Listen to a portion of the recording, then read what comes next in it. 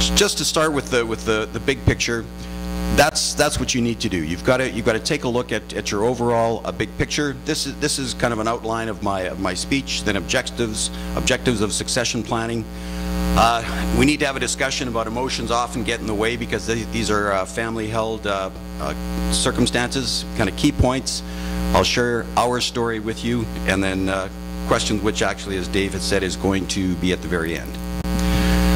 So you got to start with the big picture. So who is really interested?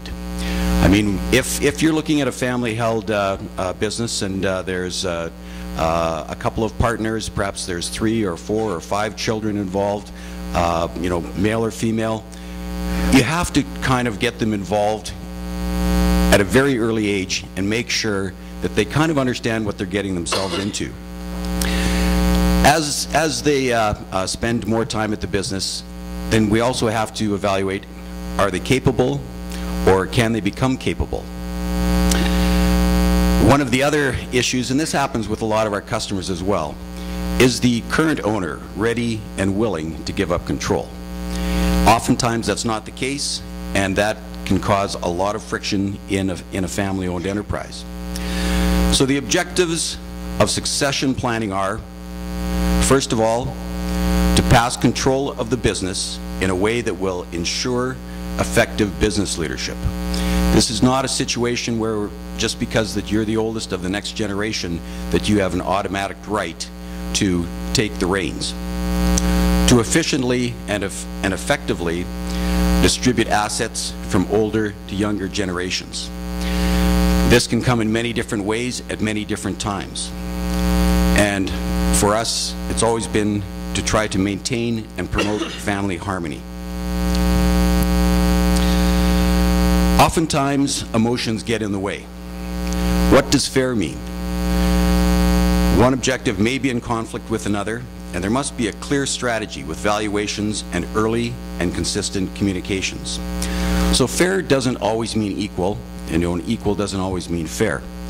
Oftentimes there are family members that want to work in the business, and oftentimes there's family members that have other aspirations. There is no right or wrong answer here.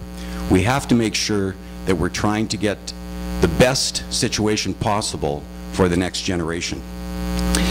I think taking the time to develop a clear strategy with valuations and early and consistent communication is extremely important.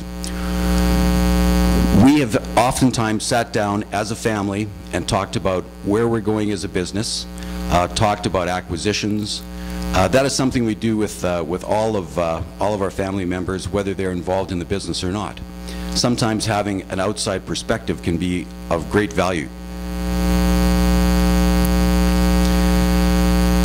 So as you're going through this planning session and planning for your life, for your business, there's many key points.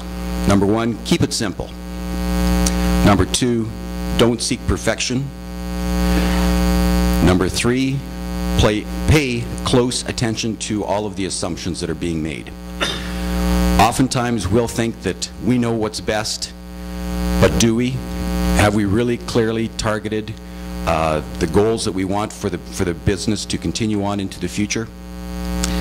You also have to be flexible when you're dealing with family, so you can adjust and modify throughout the process. And then probably most importantly, develop realistic action plans with time frames attached to those plans so that everyone knows what needs to be done. So the way that we operate our business is that we basically have 2 shareholders. One, myself, who's the majority shareholder, and I have a silent partner who's my cousin, who's on the farm.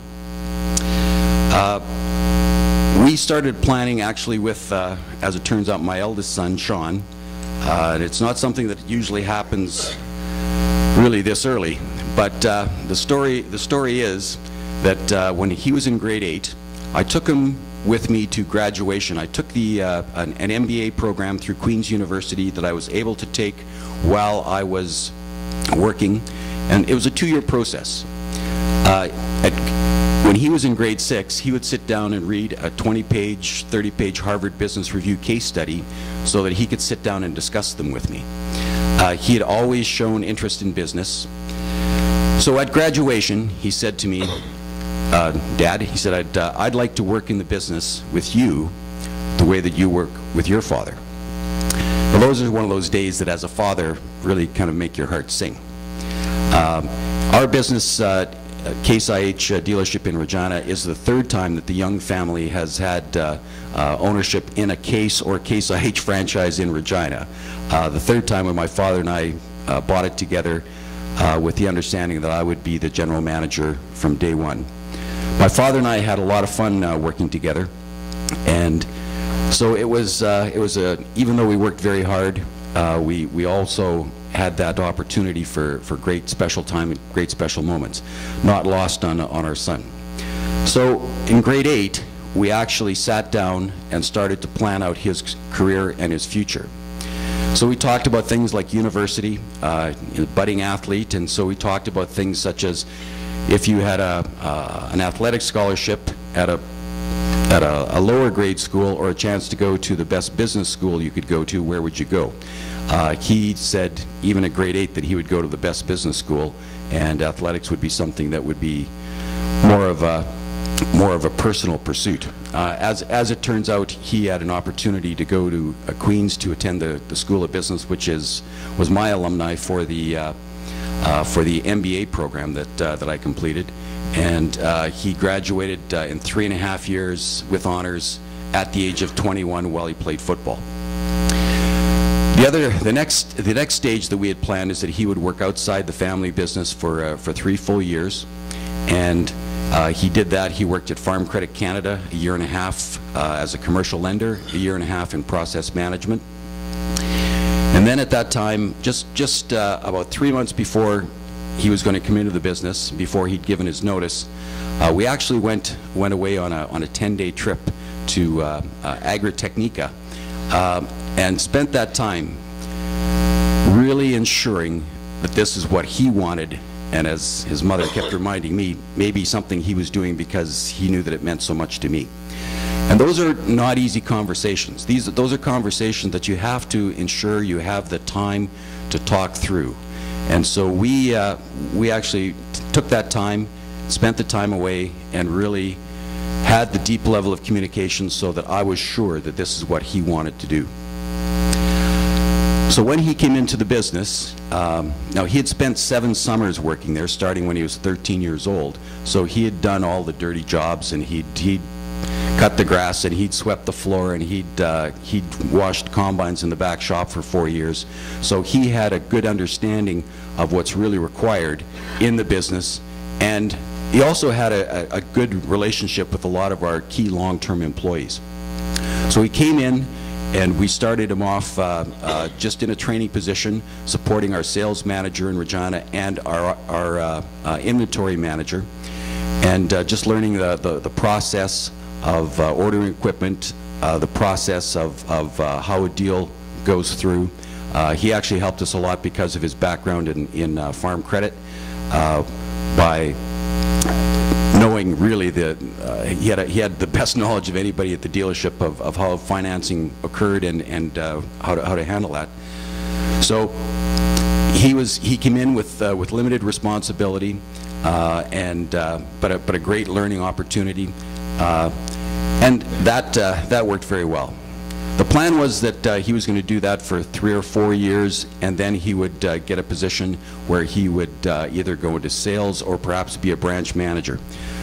Sometimes, once again, being flexible, we ended up sending him to our store in Weyburn to become the branch manager, and at age 26, last July, he started managing that dealership, which has 22 employees.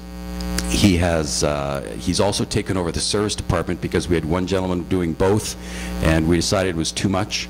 So he's definitely had a baptism of fire to get started here.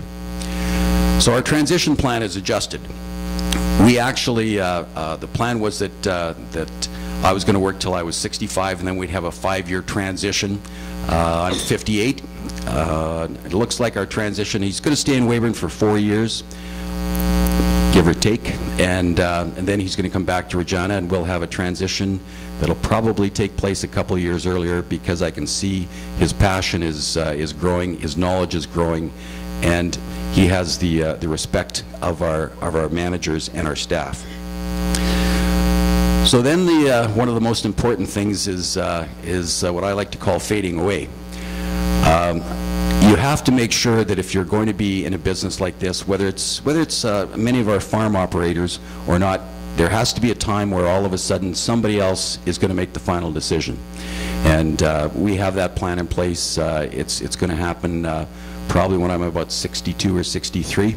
And he'll come in and we'll start that transition. By the time I'm 65, I'll be the gopher, as so many of our, with third and fourth generation people here, like so many of your fathers or grandfathers. And our plan is to continue on this way in the generational format of family-owned businesses. And it's worked very well for us, and our family's very happy. My other sons are well taken care of. One's second year medical school, the other is a year away from becoming a chemical engineer, and they have their own lives and careers, and they're very happy. So that's our story. Thanks for listening. Certainly entertain any questions later on. I'll turn it over to Keith.